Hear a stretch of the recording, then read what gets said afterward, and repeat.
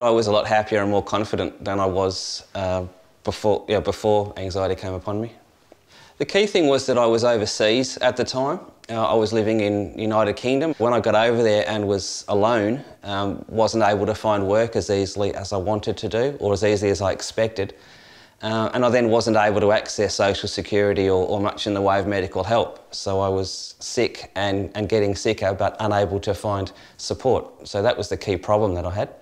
Physically, I was feeling worried. I mean, everybody knows what worry feels like, but I was worried more than I should have been. And then when things did fall into place and I got myself a job, which then meant that I was able to afford a house and, transport, be able to move around a bit more, socialise a bit more, things were better in life, but I was still worried.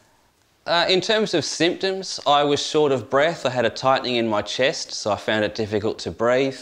Now again, I'm asthmatic and I was living in England, which is cold, but I know what asthma feels like, and this was something different. My chest was pounding and my heart was pumping a lot, and I was becoming breathless, not only with my tight chest, but just feeling tired and worn out, again, a lot more than I should have been. The key thing that changed for me to be able to get support was coming back to Australia and knowing that GPs were able to provide the sort of help that I wanted. So it was coming to the understanding of knowing what was there and what was available, whereas beforehand I didn't actually know where to go at all. My GP referred me on to a psychologist. Psychologists took me through cognitive behaviour therapy, so quite simply talking back to myself when dark thoughts came or things that weren't particularly helpful. I don't get as anxious or as worried. My anxiety behaviour doesn't come out as much, so I'm not sweating or fidgeting or shaking about like I was beforehand. And I just feel happier. I feel a lot more in control of my life.